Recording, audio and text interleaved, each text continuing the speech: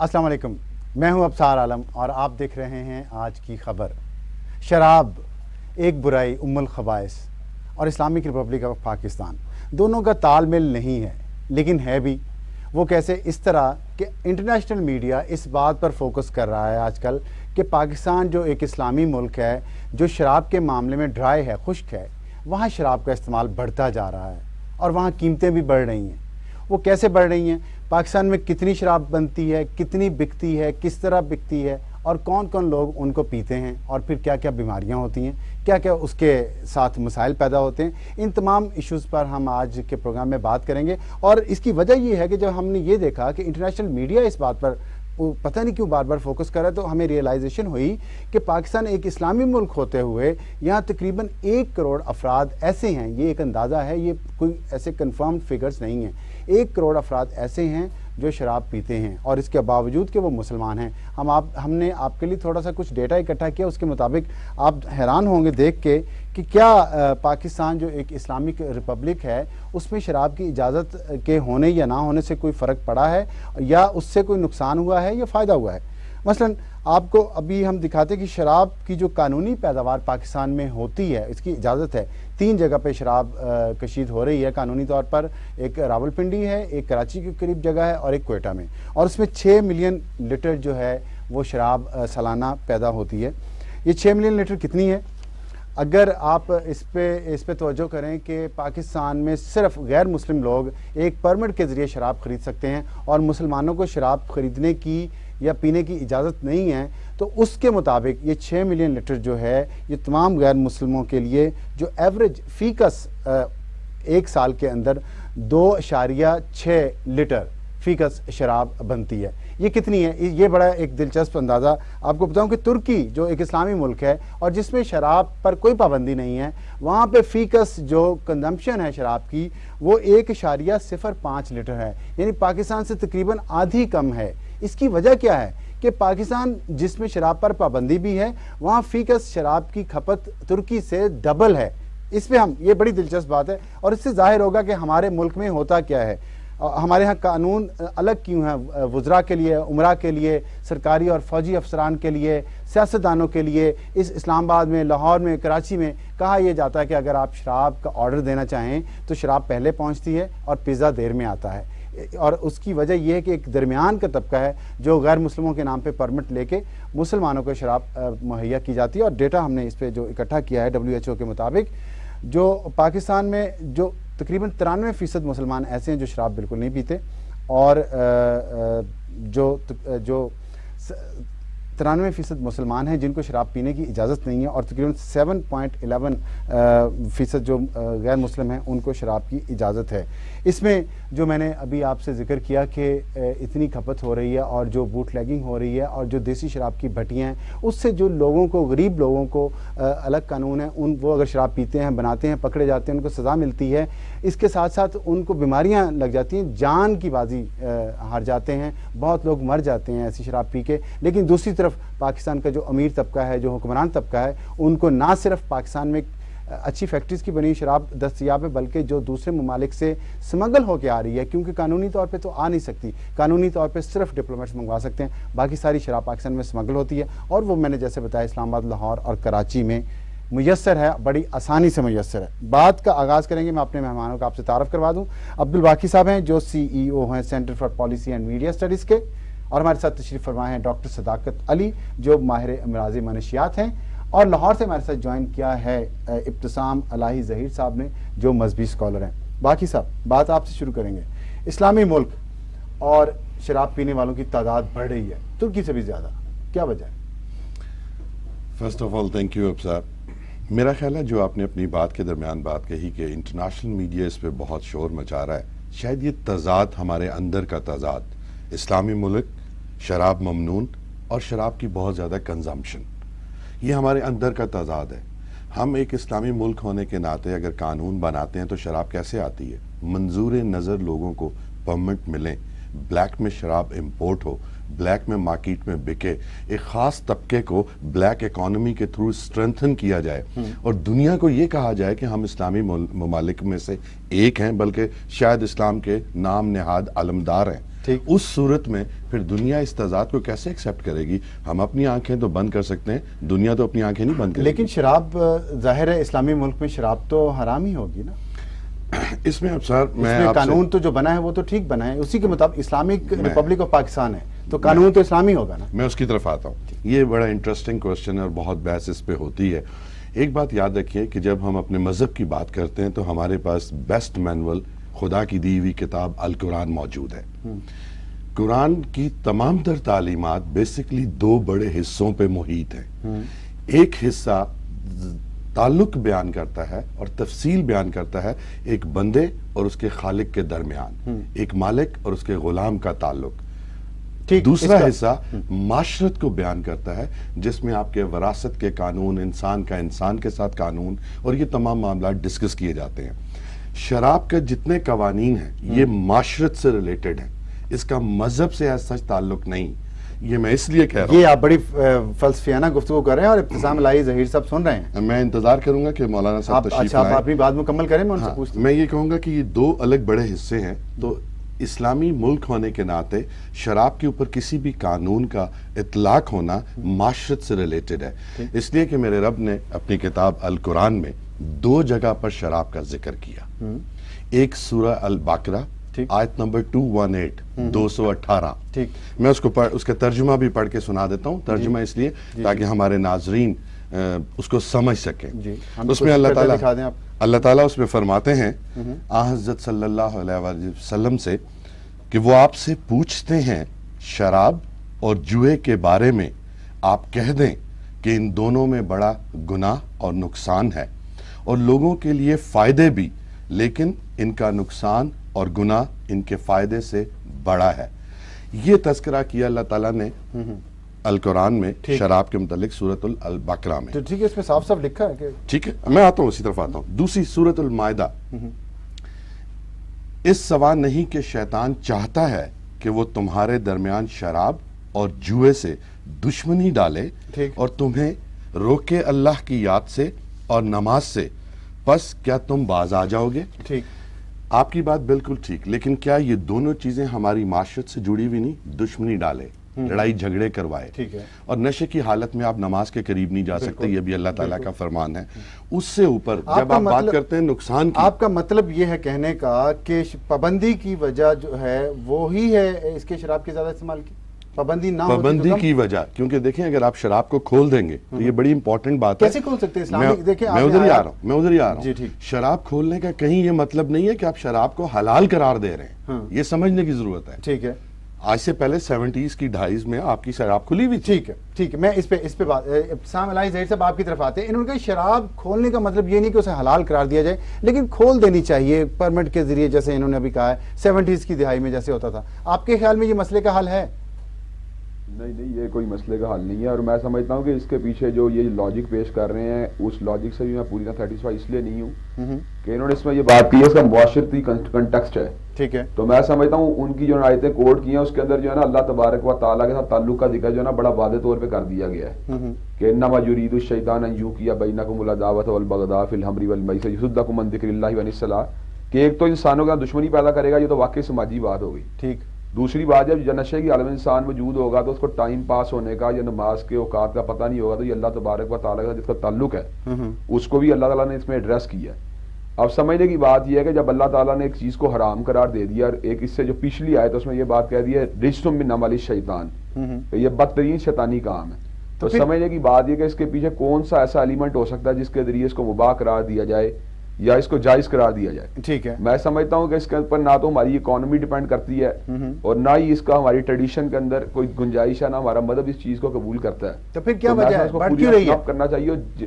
دیکھیں پابندی لگی، ڈکشنز ہیں، دیکھیں میں آپ کو ایک چارٹ دکھانا چاہتا ہوں۔ 1977 میں پابندی لگی ابتسام الہی ظہیر صاحب، ذوالفقار علی بھٹو صاحب نے، جو انہوں نے خود کہا تھا کہ میں تھوڑی سی پیتا ہوں، لیکن عوام نے تو ان کو بڑے ووٹ دیے، وہ مقبول لیڈر، ان کی تیسری نسل اس وقت سیاست میں ہے، اس کے باوجود پاکستان کے عوام انہیں پسند کرتے ہیں۔ اور جو ڈیٹا آپ کو میں دکھا رہا ہوں اس وقت اسکرین پہ، اس کے مطابق 1977 میں پابندی لگنے کے بعد پاکستان میں شراب کی کھپت میں اضافہ ہوا ہے ہر سال مسلسل 1995 تک، اور 1995 میں جا کے کھپت کم ہوئی ہے، اور اس کی وجہ یہ ہے صرف کہ سمگلنگ بڑھ گئی ہے۔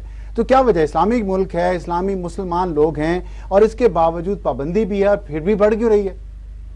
دیکھیں میں سمجھتا ہوں اس کی کچھ وجوہات ایسی ہیں کہ ہمارا جو سوسائٹی ہے نا اس کے اندر اس وقت جو سیکولر ایلیمنٹ ہے یا وہ ایلیمنٹ جو ریلیجیس کو آپ کی نجی زندگی ڈیٹیچ کرنا چاہتا ہے، اس کی بھی ایک میں سمجھتا ہوں طاقت معاشرے میں پیدا ہوئی ہے. لیکن آپ 90% لوگ تو مقامات کے اوپر بھی یہ بات دیکھ سکتے ہیں. لیکن 93% مسلمان تو 93% مسلمان تو ابھی بھی شراب کے قریب نہیں جاتے. آپ کیسے سیکولر سوسائٹی؟ بالکل آپ کی بات بالکل بجا ہے، لیکن یہ آپ سمجھتے ہیں اس بات کو کہ ہمارے معاشرے پورنوگرافی یا اس طرح کی جو دیگر چیزیں ہیں ان کو بھی رجحان میں اضافہ ہوا ہے، جس کی ہمیں انڈیکیشن یہ ملی تھی کہ یہاں پہ ہمارے جو تھا ہال روڈ کے اوپر باقاعدہ فوج سٹیڈیو میں چھاپے مارے گئے تھے. اس کا مطلب ہماری سوشل ویلیوز جو ہے نا ان کو ڈیٹیریشن کا شکار ہیں. تو اس کے یہ سارے کے سارے ایلیمنٹس جو ہیں ان کے اندر تقویت پیدا ہو رہی ہے. ٹھیک. ڈاکٹر صداقت صاحب، آپ کا اس فیلڈ پہ بہت کام ہے، آپ نے بہت ریسرچ کیا اور آپ کے خیال میں آپ ہی نے یہ اندازہ دیا ہے کہ اس ملک میں تقریباً 1 کروڑ افراد پاکستان میں جو ہیں وہ شراب پیتے ہیں. تو ایک تو یہ غیر قانونی کام ہے، یہ بات طے ہوگی، اس پہ تو ہم ابھی بحث کر رہے ہیں. لیکن یہ بتائیے گا کہ اس سے جو بیماریاں ہیں یا الکوہلزم ہے، یہ چیزیں کتنا نقصان پہنچا رہی ہیں ان لوگوں کو جو شراب پیتے ہیں، اور کن لوگوں کو زیادہ نقصان، کون سی ایج گروپ میں؟ اچھا، پہلے میں یہ بات بتانا چاہوں گا کہ شراب کی بیماری جسم میں ہوتی ہے، شراب میں نہیں ہوتی. یہ ذرا تھوڑا سمجھائیں، سمجھیے. یعنی جو لوگ شراب پیتے ہیں ان میں سے 10 میں سے 1 کو یعنی 10% کو الکوہلزم کی بیماری ہوتی ہے، باقی 90% کو یہ بیماری کبھی نہیں ہوتی. اور جیسے ڈائبٹیز کی بیماری جسم میں ہوتی ہے، مٹھائی میں نہیں ہوتی، اسی طرح کچھ لوگ ایسے ہیں جن کے جسم میں کوئی جینیٹک کمزوری ایسی ہوتی ہے کہ ان کے جسم میں شراب کو پروسیس کرنے کا جو نظام ہے وہ آگے چل کے کسی سٹیج پہ ناقص ہو جاتا ہے، اور ان کے جسم میں ایک زہریلا مادہ ایکیومولیٹ ہوتا ہے، شراب پینے سے وہ جمع ہونے لگتا ہے. جب بھی وہ شراب پیتے ہیں تو زہریلا مادہ جمع ہوتا ہے، جس کو ہم ایک ٹاکسن کا نام دیتے ہیں، جو الڈیہائیڈ یا کلوروفارم جیسی کوئی چیز ہوتی ہے. اور یہ انٹاکسیکیشن کا لفظ اسی لیے بولا جاتا ہے. تو جن کو بھی انٹاکسیکیشن ہوتی ہے یہ شراب کے مریض ہوتے ہیں، باقی شراب پینے والے ہوتے ہیں. یہ تو اس کا طبی یا میڈیکل پوائنٹ آف ویو ہے. لیکن چونکہ ہمارے ملک میں قانونی طور پر شراب کی جو فروخت ہے مسلمانوں کے لیے وہ ممنوع ہے. ویسے تو کسی ملک میں جیسے معاشرت کی ابھی بات ہو رہی تھی کہ ممنوع ہو تو چیز تمام شہریوں کے لیے ممنوع ہونی چاہیے، یہ معاشرتی پہلو جو ہے.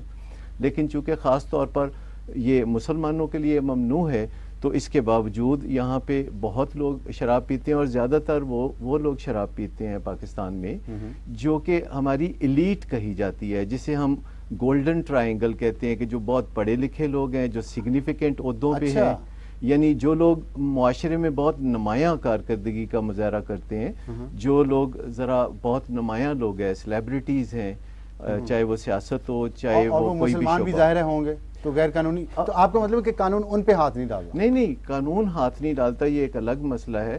لیکن میں آپ کو بتاؤں کہ کسی عقیدے پہ کاربند ہونے کا مسئلہ بھی ایک جیسا نہیں ہوتا. کئی لوگ جو ہیں وہ زیادہ پوری طرح سے پابندی سے اپنے مذہب کو فالو کرتے ہیں. دنیا بھر میں ہر مذہب کے ساتھ ایسا ہی ہوتا ہے. کچھ لوگ تھوڑا سا ذرا کم پابندی کے ساتھ اپنے مذہبی شعار کو اپناتے ہیں، کچھ لوگ زیادہ. اچھا، آپ کے پاس جو لوگ آ جاتے ہیں، جو عادی ہو جاتے ہیں، عادی ہونا یہ سے کہیں گے نا؟ نہیں، عادی وہ ہوتا ہے جو اکثر و بیشتر یا روزانہ پیتا ہے. یہ اس کا مطلب یہ نہیں کہ وہ الکوہلک ہے. الکوہلک وہ ہوتا ہے جو جب بھی شراب پیے تو اس کے حالات خراب ہو جائیں اور اس پہ انگلی اٹھے. ٹھیک ہے. تو آپ کے پاس جو مریض آتے ہیں جی، ان میں آپ کا کہنا یہ ہے کہ ایلیٹ جو کلاس ہے اس کے مریض زیادہ ہیں؟ آتے ہی وہیں اسی کلاس سے آتے ہی اسی کلاس سے. اس کی کیا وجہ ہے صرف کہ اسی کلاس سے آتے؟ کیونکہ شراب صحیح معنوں میں جو شغل ہے یہ انہی لوگوں کا شغل ہے. ویسے تو ہر طبقے کے لوگ کم و بیش شراب پیتے ہیں، لیکن زیادہ تر جو نمایاں طبقہ ہے جن کو ہم بظاہر زندگی میں کامیاب دیکھتے ہیں، آپ اگر غور کریں تو آپ کو چاروں طرف ایسے لوگ جو زندگی میں نمایاں کامیابیاں بھی حاصل کر رہے ہوتے ہیں، تعلیم یافتہ بھی ہوتے ہیں، مالی طور پر بھی بہت آسودہ ہوتے ہیں، اور ان کا اثر و رسوخ بھی سوسائٹی میں بہت زیادہ ہوتا ہے. اسی لیے ان پہ ہاتھ ڈالنا. جی باقی سب یہ دیکھیں، اب یہ اس ملک میں تضاد تو ہو گیا نا کہ غریب کے لیے قانون اور ہے، امیر کے لیے اور ہے. ابھی جو بات کر رہے ہیں ڈاکٹر صداقت صاحب، تو امیر لوگ ہی زیادہ پیتے ہیں اور وہی زیادہ پھنستے بھی ہیں، مطلب ان کو ہی بیماری ہوتی ہے. ڈاکٹر صاحب کے پاس امیر مریض زیادہ آئے ہوں گے. یہاں پر جب شراب پینے کی بات آتی ہے تو ابھی مولانا صاحب میں بڑا احترام کرتا ہوں اور میں بڑا فین ہوں ان کا، ان کی بڑی لبرل سوچ ہے. انہوں نے ایک ورڈ یوز کیا کہ ہماری اکانومی میں اس کا کوئی عمل دخل نہیں. ٹھیک. تو سب سے پہلے تو میں یہ کہوں گا کہ پاکستان میں تقریباً 1 کروڑ آدمی شراب پی رہا ہے. ٹھیک ہے. اگر وہ مہینے میں پورے مہینے میں 1000 کی شراب پیے تو وہ تقریباً آپ کا 1000 کروڑ بن گیا. ٹھیک ہے. سال کا 1 کھرب 20 ارب روپیہ بنتا ہے. ٹھیک ہے. 1 کھرب 20 ارب روپے کے اوپر منیمم ڈیوٹی بھی لگائیں نا ابصار صاحب آپ 30%, تو یہ آپ کی فیگر بنتی ہے, یہ ڈالروں میں بنتا ہے 1.5 بلین, 1 کھرب 20 ارب. 1.5 بلین ڈالرز 1.5 بلین ڈالرز, اور پاک روپیس میں 1 کھرب 20 ارب روپے, اور اس پر 30% ڈیوٹی کو بھی اگر ہم ورک آؤٹ کریں تو یہ تقریباً 42 کروڑ ڈالر, یعنی کہ 420 ملین ڈالر, 3 ارب 1.5 بلین ڈالر اتنا ہی ہوا جتنا امریکہ میں ایک سال میں امداد دیتا ہے. میں آ رہا ہوں, مجھے 1 منٹ دیجیے گا. 3 ارب 57 کروڑ روپے. باخدا مولانا صاحب سے بھی, آپ سے بھی, اس گورنمنٹ سے بھی ہاتھ جوڑ کے کہتا ہوں, میرے ٹانک, سوات, اندرون سندھ, اندرون پنجاب, اندرون بلوچستان پڑھنے والے بچوں کو یہ پیسہ لے کے نا ڈیوٹی لگا کے انہیں تعلیم دے دے. یہ میں نے کہیں اور سے نہیں سیکھا, آپ کا مطلب ہے میں نے اپنے نبی سے سیکھا ہے, یہ میں نے اپنے نبی سے سیکھا. میں احتشام تو ضرور بات کروں گا, بڑے ہیں میرے لیے قابل رسپیکٹ ہے. یہ میں نے اپنے نبی سے سیکھا, یہ میں نے اپنے نبی سے سیکھا جب انہوں نے کہا کہ یہ جو جنگی قیدی ہیں اگر میرے مدینہ کے بچوں کو پڑھا دیں تو میں ان کی سزائیں معاف کر دوں گا. کافروں سے انہوں نے مسلمان بچوں کو, انہوں نے قرآن تو نہیں پڑھانا تھا نا. امیر لوگ پاکستان کے جو شراب زیادہ پیتے ہیں, ڈاکٹر صداقت صاحب نے کہا کہ وہی زیادہ پیتے ہیں, اس سے بھی ہٹ کر. اچھا وہ سمگل زیادہ ہوتی ہے, رائٹ, سمگلڈ ہوتی ہے. میں اس پہ بھی آتا ہوں, میں ایک چیز آپ کو دکھانا چاہ رہا ہوں. یہ گورنمنٹ آف پاکستان کا اگر یہ کیمرہ دکھائے تو جناب یہ گورنمنٹ آف پاکستان کا لوگو نظر آ رہا ہوگا. فیڈرل شریعت کورٹ نے 28 مئی کو ایک رولنگ دی جو 29 کو ڈان میں فرائیڈے والے دن چھپی, جس کے مطابق وہ کلیئر کٹ کہتے ہیں the court agreeing with the petitioner declared the provision of 80 lashes as in Islamic. اچھا, یہ فیڈرل شریعت کورٹ کہہ رہی ہے, میں نہیں کہہ رہا ہوں. اچھا, یہ اس پہ بات کریں گے. یہ ابتسام الہی صاحب, ابھی وقت ہوا ہے ایک بریک کا, بریک کے بعد ہم آپ سے آئیں گے. اور یہ 80 کروڑوں کی سزا کی انہوں نے بتایا کہ فیڈرل شریعت کورٹ نے تو کہہ دیا کہ وہاں اسلامک ہے, اس پر بات کریں گے. اور ہمارے ساتھ راجہ کامران بھی ہیں کراچی سے, انہوں نے اقتصادی اس کے پہلو کی بات کیا, ہم ان سے بھی بات کریں گے بریک کے بعد. پروگرام میں دوبارہ خوش آمدید. بریک پر جانے سے پہلے ہم بات کر رہے تھے, باقی صاحب نے دعویٰ کیا ہے کہ 1.5 ارب ڈالر اتنا ریونیو آ سکتا ہے شراب کی اگر فروخت کو قانونی شکل دے دی جائے, اور پاکستان میں جتنی استعمال ہوتی ہے. لیکن کیا ایسا منافع جائز بھی ہے یا نہیں ہے؟ اور یہ اتنی امداد بنتی ہے جتنی امریکہ سے ملتی ہے ہمیں ایک سال میں, اور اس کے ساتھ شرائط بھی ہوتی ہیں, سب کچھ ہوتا ہے. لیکن جب امریکہ سے جو ہمیں پیسہ آتا ہے وہ کس طریقے سے وہاں اکٹھا ہوا ہوتا ہے؟ ابتسام الہی ظہیر صاحب سے بات کریں گے, مذہبی اسکالر نے لاہور سے ہمارے ساتھ جوائن کیا ہے. ابتسام صاحب بتائیے گا, جو انہوں نے ایسٹیمیٹس بتائے ہیں ہمیں امریکہ کی امداد چھوڑ کے, بہرحال ہر ریاست کو اپنے نظریات کے مطابق یا اپنے جو ان کے جیو پولیٹیکل سٹیٹس یا سرکمسٹانس کے مطابق کوئی نہ کوئی پروٹوکول سے مرتب کرنے پڑتے ہیں. پہلی بات یہ, اگر ہم یہ باتیں جائز قرار دینا شروع کر دیں گے تو پھر لاس ویگس میں جو جوئے کی انڈسٹری ہے میں سمجھتا ہوں اس کو بھی پھر ہمیں انڈوس کرنا پڑے گا. ٹھیک ہے. اور پھر ہمارے ایک دور نارکوٹکس کے ذریعے یعنی کہ ہیروئن کی اسمگلنگ کے ذریعے جو ساری آمدن جنریٹ ہوتی رہی ہے اس کو بھی ہمیں جو ہے نا کرنا پڑے گا, کہ وہ بھی ہو سکتا ہے. اور اگر ہم کسی دوسروں کو نقصان پہنچا رہے ہیں, اپنی اولادوں کو بچا رہے ہیں, تو یہ سارے کا سارے فلسفے میں سمجھتا ہوں درست نہیں ہے. اس سے تو پروسٹیٹیوشن کا انسٹیٹیوشن جو ہے نا اس سے جنریٹ ہونے والے ریونیوز جو ہیں ان کو بھی انڈوس کرنا پڑے گا. تو یہ باتیں میں سمجھتا ہوں بہت آگے چلی جائیں گی. ٹھیک ہے. اگر کوئی چیز حرام ہے تو میں سمجھتا ہوں اس کی ٹریڈ کے ذریعے اگر کوئی ایسا منافع حاصل ہو بھی رہا ہے جس کا بہرحال اپیرنٹ ہماری اکنامکس کا تعلق نہیں ہے, تو میں سمجھتا ہوں ریجیکٹ کرنا چاہیے, کیونکہ اس کے اندر کوئی خیر اور فلاح والی بات موجود نہیں ہوگی. بالکل ٹھیک ہے. رہی یہ بات کہ جو ہم وہاں سے بیگری کرتے ہیں یا وہاں سے ہم امداد حاصل کرتے ہیں تو اس کی حالت یقیناً وہ بھی کنڈیم کرنے والی چیز ہے, لیکن اس کا مطلب یہ نہیں کہ اگر ہم ایک میل پریکٹس ہم کر رہے ہیں تو ہم دوسری جگہ بھی وہی کام کرنا شروع کر دیں. اچھا, پہلی بات تو یہ ہے. تو دوسری بات آئیں گے اب ہم فیڈرل شریعت کورٹ کی طرف. 28 مئی 2009 کو انہوں نے فیصلہ دیا جس میں انہوں نے کہا کہ 80 کروڑوں کی جو سزا ہے یہ ان اسلامک ہے. یہ کیا نئی بات آ گئی اور اس کو آپ کیسے دیکھتے ہیں؟ دیکھیں جی, بنیادی طور پر بات یہ اگر تو ہم سننا سے اور حضرت ابوبکر صدیق رضی اللہ تعالیٰ عنہ کے دور سے اگر پریفیڈنس لیں تو اس میں 40 کروڑوں کی سزا تھی. ٹھیک ہے. اور جہاں تک تعلق ہے حضرت عمر کے دور سے آنورڈ سے اس میں 80 کروڑوں کی سزا ہو گئی تھی. ٹھیک ہے. اگر تو انہوں نے سننا کے ساتھ اس کو جو ہے لنک کیا پھر تو ان کی بات جو ہے نا اس میں کچھ ویٹ موجود ہے. لیکن اگر انہوں نے سیریس سے اس کو ڈینائی کر دیا تو میں سمجھتا ہوں ان کا یہ فیصلہ جو درست نہیں ہے. ممکن یہ ہے کہ سننا سے کوئی ورڈکٹ جو ان کو ملی ہو کہ وہاں 40 کروڑیں تھی, تو بعد میں اس کو اسٹرینتھن کرنے کے لیے اور معاشرے میں اس چیز کو ریجیکٹ کرنے کے لیے یا اس کو ڈسکریج کرنے کے لیے جو حضرت عمر نے 80 کروڑیں کر دی تھی, شاید اس کو انہوں نے کوئی اپنا پوائنٹ آف ویو اس کے مطابق جو ہے نا سیٹ کیا. رائٹ. لیکن ڈسکریج آپ نے کرنے کی بات کی, ہاں اپنے معاشرے میں دیکھ رہے ہیں یہاں تو ڈسکریج نہیں ہو رہا, یہاں تو بڑھ رہی ہے تعداد. ہاں میں یہی بات ہے، لیکن آپ اس کے اندر ایک اور بات کو جج کریں نا، کتنی کو ہماری حدود آرڈیننس کی اس کو عملی طور پہ اپلائی کیا جاتا ہے. اس میں آپ کا مطلب ایسا ہوا ہے کوئی بندہ گرفتار ہوا اس کے اوپر اس کی اپلیکیشن بھی ہوئی ہو؟ اچھا، اس پہ ہم بات کریں گے کہ سخت سزائیں کیا ممکن ہے، اس بات کو ممکن بنا سکتی ہیں. میں نے ابھی آپ کو دکھایا کہ 1977 میں جب یہ اس پہ پابندی لگی اور اس کے بعد جنرل ضیاء الحق نے جو حدود آرڈیننس نافذ کیا، اس کے بعد اس کی کھپت میں اضافہ ہوا ہے. اور میں اگر آپ یہ دیکھیں اسکرین پہ آپ کو نظر آ رہے ہوں گے، شراب کی جو کھپت ہے، جو ہم نے 6 ملین لیٹر کی آپ کو بات کی ہے، اس میں جو تقریباً 93% کھپت ہے وہ مسلمان پیتے ہیں، اور صرف 7.11% اس میں 6 ملین لیٹر میں سے غیر مسلم پیتے ہیں.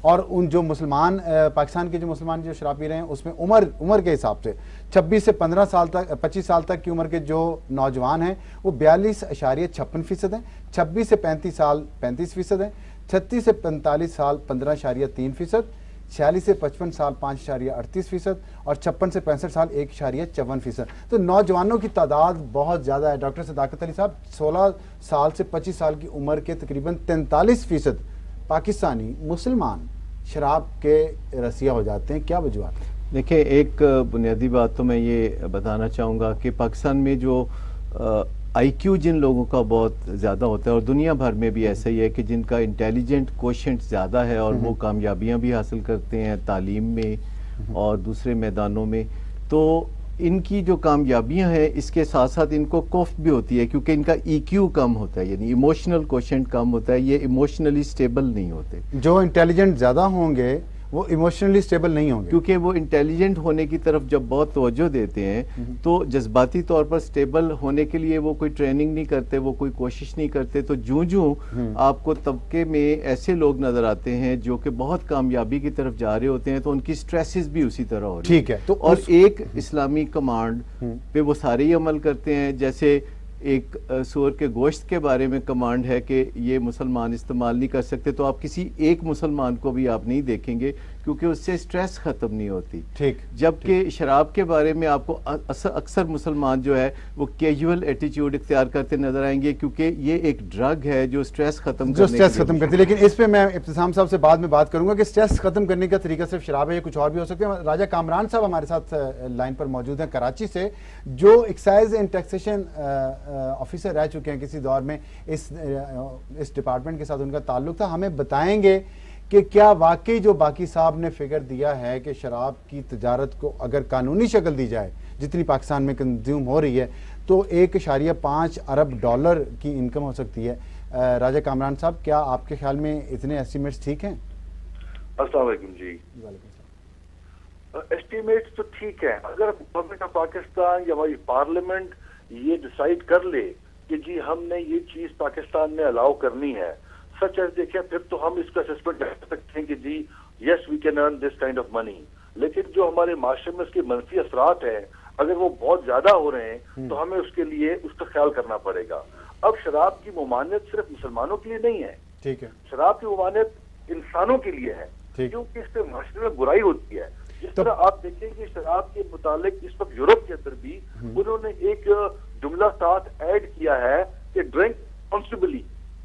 جس طرح ہم نے یہاں پر smoking is injurious to health کر کے اور پھر پیکٹس کے اوپر کینسر کا مارک دیا ہے کہ it harms people around you, تو سیم وے جو ہماری شراب نوشی ہے it harms people around you. تو پھر پاکستان میں آپ نے کہا انسانوں کے لیے یہ نقصان دہ ہے، حرام ہے، تو پھر پاکستان میں ہم نے یہ کوئی منافقانہ قانون بنایا ہوا ہے کہ غیر مسلموں کو اجازت ہے؟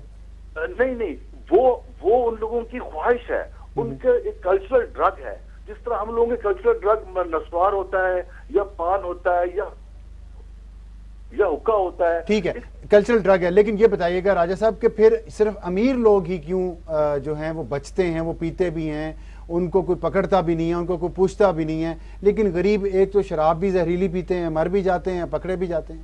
یہ کیا قانون ہے؟ آپ تو رہے ہیں اس ڈپارٹمنٹ میں. جی، اس میں تو یہ ہے کہ ہمارا جب سے پولیٹیکل انفلوئنس آتا ہے سرکاری اداروں میں اور لا انفورسمنٹ ایجنسیز کے اندر، they will not let you work.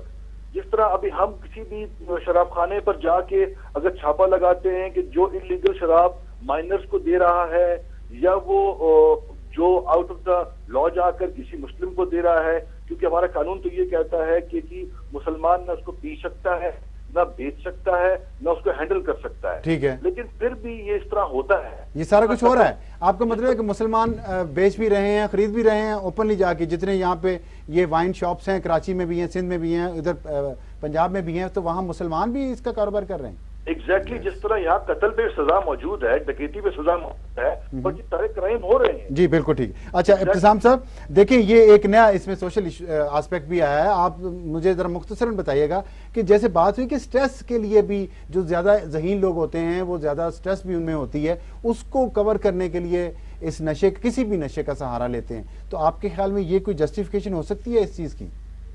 نہیں, میں سمجھتا ہوں اصل میں بات یہ ہوتی ہے کہ انسان کی جو اسودگی کا سب سے بڑا مظہر ہے نا انسانی جسم, اس کی روح ہے. ٹھیک ہے, تو روح جو اسودہ ہوتی ہے میں سمجھتا ہوں اللہ تعالیٰ کے ذکر سے اور میڈیٹیشن سے ہوتی ہے, اور یہ تمام مذاہب کا اس کے اوپر اتفاق ہے, بلکہ تمام سائیکالوجسٹ یہ بات کرتے ہیں کہ میڈیٹیشن سے اچھا کوئی ذریعہ نہیں سٹریس کو ختم کرنے کا. لیکن چونکہ ہم نے جسم اور روح کو جو ہے نا 2 سیگمنٹ میں تقسیم کر دیا ہے, اور جو لوگ جسمانی طور پر انٹیلیجنٹ ہیں, مادی اعتبار سے انٹیلیجنٹ ہیں, ان کو روح کی جو پیاس ہے اس کو پتہ نہیں ہے, تو اس کو غلط طریقے سے سٹریس ختم کرنے کی کوشش کرتے ہیں. الٹیمیٹلی اس کا ڈپریشن جو ہے میں سمجھتا ہوں کور نہیں ہوتا, بلکہ وہ الکوہولزم کا شکار ہوتے ہیں اور بعد میں اس کے اندر ایڈکشن کا شکار ہوتے ہیں. مطلب توبہ نہیں کریں گے تو پھر اس کا شکار ہو جائیں گے. ہاں میں سمجھتا ہوں الٹیمیٹلی توبہ نہ بھی کریں, ایک بات تو طے شدہ الکوہولزم ہونا ایک الگ بات ہے, لیکن بہرحال اس کے اندر جو آپ کی عقل ہے وقتی طور پر وہ تو گم ہو ہی جاتی ہے نا, اور اس کے جو کنسیکوینسز ہے وہ تو بہرحال معاشرے کو بیئر کرنے پڑتے ہیں. وہ ابتسام صاحب کہا ہے نا کہ بات ساقی کی نہ ٹالی جائے گی, کر کے توبہ توڑ ڈالی جائے گی, تو اس پہ ہم بات کریں گے باقی صاحب سے تھوڑی دیر میں. ابھی وقت ہوا ایک بریک کا, ہمارے ساتھ رہیے گا. پروگرام میں دوبارہ خوش آمدید. ڈاکٹر صداقت صاحب نے کہا تھا کہ امیر پاکستان میں جو ہیں وہ زیادہ شراب پیتے ہیں, اور وہ زیادہ تر شراب وہ ہوتی ہے جو سمگل ہو کے اس ملک میں آتی ہے, کسی قانون کے دائرے میں نہیں ہے, اس پہ لیگل کوئی کسی قسم کا چیک نہیں, کوئی ریونیو نہیں ہے. تو باقی صاحب نے ایک اندازہ بتایا کہ $1.5 بلین اس سے پاکستان کے ریونیو میں آ سکتا ہے, جس سے اسکول بنائے جا سکتے ہیں, ہاسپٹل بنائے جا سکتے ہیں. اور ان کے اس اندازے کو راجہ کامران صاحب جن کا تعلق رہ چکا ہے ماضی میں ایکسائز اینڈ ٹیکسیشن ڈپارٹمنٹ سے, انہوں نے بھی تائید کی ہے. پیسے کی بات تو ٹھیک ہے, لیکن ابتسام الہی صاحب نے جو آرگومنٹ دیا باقی صاحب وہ تو بہت ویلڈ ہے. انہوں نے کہا آج ہم شراب سے پیسہ کماتے ہیں, کل ہم جوئے خانے کھول دیتے ہیں, تو پھر پروسٹیوشن کو بھی لیگل کر دیتے ہیں, پھر تو سب کچھ چلے گا, پیسہ تو آئے گا. میں مولانا صاحب کی اس بات کی طرف آتا ہوں انتہائی احترام کے ساتھ مولانا صاحب کے ساتھ, کہ میرے پیارے رب نے اپنی کتاب القرآن میں زنا یا پروسٹیٹیوشن کی سزا بتائی ہے, چوری کی سزا بتائی ہے, کئی بے حیائیوں کی سزا بتائی ہے, لیکن ابصار صاحب الف لام میم سے لے کے والناس تک میرے رب نے پینے والے کے لیے کوئی سزا نہیں رکھی, یہاں تک کہ اس نے اپنے نبی کو بھی کوئی حکم نہیں دیا کہ پینے والے کو یہ سزا دو. کیا قرآن میں یہ نہیں؟ میں اس سے پہلے مولانا صاحب کی طرف جانے سے پہلے دوسری بات, میں یہ جو پیسے دیکھیں شراب کے اوپر جتنے قوانین بنتے رہے, حضرت صلی اللہ علیہ وآلہ وسلم کے وصال کے بعد خلفۂ راشدین سے لے کے آج تک ہر زمانے کا حکمران اپنے ادوار کے حالات اور تقاضوں کے مطابق قوانین میں رد و بدل کرتا رہا, یہاں تک کہ ایک ہمارے خلیفہ نے ہاتھ کاٹنے کی سزا کو بھی مؤخر قرار دیا تھا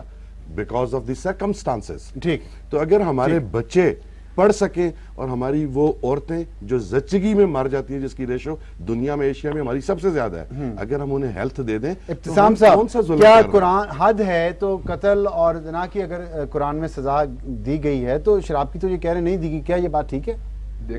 دیکھیں جی, بات پہلی بنیادی طور پہ یہ ہے کہ حضرت رسول اللہ صلی اللہ علیہ وسلم کے اوپر قرآن اترا تھا, اگر وہ کسی چیز کو حد مقرر کرتے ہیں تو ہمیں اس کو بھی بطور حد قبول کرنا پڑے گا. ٹھیک ہے. دوسری بات, جوئے کی تو کوئی حد نہیں ہے مثال دینا قرآن میں, ٹھیک ہے, تو اس کا مطلب جوئے کے ذریعے پھر ہم کمائی کر سکتے ہیں. پورنوگرافی کی تو کوئی حد نہیں ہے, زنا کی ہے نا, اس کا مطلب بہت سارے انسٹیٹیوشن بہرحال ہمیں پھر اکاموڈیٹ کرنے پڑیں گے. تو یہ بات میں سمجھتا ہوں پوائنٹ ویلڈ نہیں ہے ان کا. ٹھیک ہے. نبی علیہ السلام اپنی زندگی کے اندر 40 کروڑوں کی سزا بغیر دلوائی ہے تمام شرابیوں کو. جو آپ کی پریکٹس ہے میں سمجھتا ہوں وہی قرآن ہے ایکچولی, اور قرآن کو بیسٹ انڈرسٹینڈ آپ نے ہی کیا ہے. تو آپ نے کسی چیز کو امپلیمنٹ کیا تو میں سمجھتا ہوں اس کو شرعی حد سمجھنا چاہیے, اور اس میں کوئی میں سمجھتا ہوں گنجائش نہیں تعویل کرنے. تو آپ کے خیال میں کیا طریقہ ہے جو بڑھ رہی ہے یہ لوگوں کی تعداد, اس کو کیسے کم کیا جا سکتا ہے پاکستان؟ دیکھیں میں آپ کو چھوٹی سی بات بتاؤں, اگر ایک چیز بڑھ رہی ہو معاشرے میں اور لوگ پی رہے ہوں اس کو, اور اس کے بعد آپ اس کو جب لیگل قرار دے دیں گے تو میں سمجھتا ہوں اس کے اندر ایک بہت مارجنل جو ہے نا اضافہ سینڈنگ آرڈر میں نظر آئے گا. ٹھیک ہے. اب جو آپ نے گراف بتایا اس میں 2 باتیں نظر آ رہی ہیں, ایک تو انتہائی امیر لوگ نظر آ رہے ہیں اور ایک انتہائی ینگ لوگ نظر آ رہے ہیں. بالکل ٹھیک. تو میں سمجھتا ہوں یہ دونوں اعتبار سے معاشرے کے لیے جو نقصان دہ بات ہے کہ آپ کی یوتھ جو ہے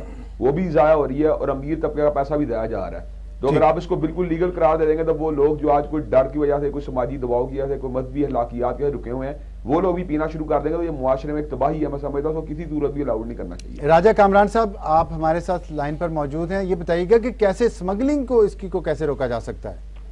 اسمگلنگ کو تو جی قانون نافذ کرنے والے ادارے اس کو بالکل روک سکتے ہیں، اگر ان کو گورنمنٹ کی سپورٹ ہو، ایکسائز کو سپورٹ ہو، کوسٹ گارڈ کو سپورٹ ہو، ہمارے پولیس کو نہیں تو کیا انہیں سپورٹ نہیں ہے؟ کیا وہ ملے ہوئے؟ آپ نے پارلیمنٹ کا ذکر بھی کیا کہ پارلیمنٹ اگر چاہے تو یہ کر سکتی ہے. آپ اداروں کی بات آ گئی، کیا سب ملے ہوئے ہیں؟ پارلیمنٹ اپنے قوانین بنا سکتی ہے، سٹی گورنمنٹس موجود ہیں، انہوں نے بہت کام کیا ہے. ٹاؤن کو چاہیے تھا کہ وہ اپنے معاملات کو حل کرتی، صوبائی گورنمنٹ ہے، فیڈرل گورنمنٹ ہے، وہ ان چیزوں پہ قوانین بنائے. جس طرح دیکھیں سندھ کے اندر آپ کے پرمٹ موجود ہے، ٹھیک ہے. آپ دیکھیں جی پنجاب کے اندر بھی ہوٹلز کو پرمٹ دیا ہوا ہے، ٹھیک. NWT کے اندر بالکل نہیں ہے.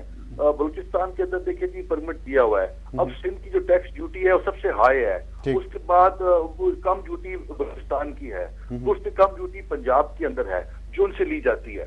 اب اگر ہم چاہیں کہ یہ ہمارے ملک میں چلے شراب یا ہم اسے ایکسیپٹ کریں، اس کے لیے قانون سازی کرنا چاہیے ہم لوگوں کو. چل تو رہی ہے نا راجہ کامران صاحب، جیسے ابھی آپ نے فگر بتائیں کہ سندھ میں بھی ڈیوٹی آ رہی ہے، بلوچستان میں بھی آ رہی ہے، پنجاب میں بھی آ رہی ہے، چل تو رہی ہے. میں یہ پوچھنا چاہ رہا ہوں جو اتنی بڑی تجارت ہے، لوگ اربوں پتی ہو گئے ہیں، قوم کے ٹیکس میں کچھ نہیں آ رہا، تو اس کا صحیح طرح اس کا نفاذ تو قانون کا ہونا چاہیے نا. بالکل ہونا چاہیے، اداروں کو مضبوط کرنا چاہیے. میں ایک سائز میں تھا جی، میں آپ کو مثال دیتا ہوں کہ ہمیں ہمارے قریب زمزمہ کا ایک علاقہ ہے کلفٹن میں، وہاں پر ایک دو وائن سٹورز تھے، تو جو وہاں پر لوگوں کو شراب جو ہے رات کو وقت وہ بلب توڑنے کے بعد، ریڑھی کھڑی کرنے کے بعد ٹھنڈی ڈیپ فریزر سے بیئر کی بوتلیں نکال کے بچوں کو اور مائنرز کو اور عورتوں کو سپلائی کرتے تھے. اب جناب والا ان پہ ہم نے ایکشن لیا، کہ جناب والا یہ اپنے گھروں میں جا کے کریں، یہ اس طرح الاؤ نہیں ہے اور یہ غیر مہذب طریقہ ہے. اور ہمارے کلفٹن ڈیفینس کے اندر یہ فیسٹیول کے دن ہوتے ہیں، مزارات یہاں پر ہیں، یہ تھرسڈے، فرائیڈے، سیٹرڈے یہاں بہت رش ہوتی ہے. مطلب قانون کی پابندی نہیں ہو رہی. ڈاکٹر صاحب یہ بتائیے گا کہ ذرا وقت بہت ہمارے پاس مختصر ہے، کہ کیا سٹریس کی بات کی ہے کہ میڈیٹیشن ہے، ابتسام الہی ظہیر صاحب نے کہا کہ صرف نشہ آور ادویات ہی نہیں ہے اس کا علاج.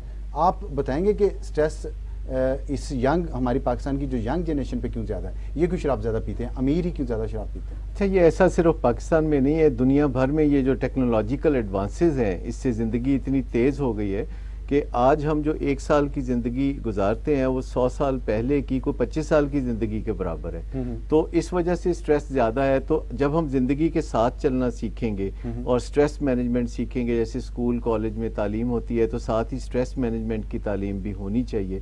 ویسے یہ 2-3 ہفتے کا کورس کوئی بھی ذہین آدمی اگر کر لے تو نہ اس کو شراب پینے کی ضرورت ہے، نہ ٹرینکلائزر لینے کی ضرورت ہے، نہ منشیات کی ضرورت ہے.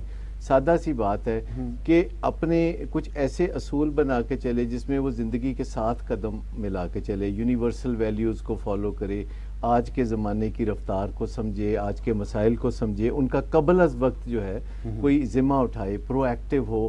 ابھی جو ذمہ داریاں آگے چل کے آنی ہیں پہلے ان کے لیے پلاننگ کرے. تو اگر ہر چیز میں ہم ری ایکٹیو ہونا چھوڑ دیں، یعنی ہر معاملے کو پلان کرنا شروع کر دیں قبل از وقت، تو سٹریس از خود چلی. بہت شکریہ ڈاکٹر صاحب، شکریہ باقی صاحب آپ کا، شکریہ ابتسام الہی ظہیر صاحب آپ کا، اور راجہ کامران صاحب ہمارے ساتھ پروگرام میں شرکت کا. تو بات ہو رہی تھی کہ پاکستان میں جو شراب کے قوانین ہیں وہ امیروں پہ الگ ہیں، امیروں کے لیے تو ہیں ہی نہیں، صرف غریبوں پر ان کا نفاذ ہوتا ہے. تو امیروں کو بھی اس نیٹ میں لانا چاہیے. اور ابھی جو ہم نے آج گفتگو کی ہے اور جتنے بھی اس کے آسپیکٹ ہیں، ریونیو سائڈ ہے، سٹریس ہے، اس میں یہ بات سامنے آئی ہے کہ سٹریس کو ایڈریس کرنے کے لیے ضروری نہیں ہے کہ کسی نشہ آور چیز ہی کا استعمال کیا جائے. خاص طور پر پاکستان کی جو نوجوان نسل ہے اور جو پاکستان کا امیر طبقہ ہے، میڈیٹیشن ہے، روح کی، اپنی روح سے بات کرنی چاہیے، اندر کی طرف توجہ کرنی چاہیے. ڈاکٹر صاحب نے بھی یہ بتایا ہے اور میرا خیال ہے کہ یہی طریقہ پوری دنیا میں بھی رائج ہو رہا ہے، یورپ میں بھی اور امریکہ میں بھی. اس کے ساتھ ہی اجازت چاہتے ہیں. خدا حافظ اور شب بخیر.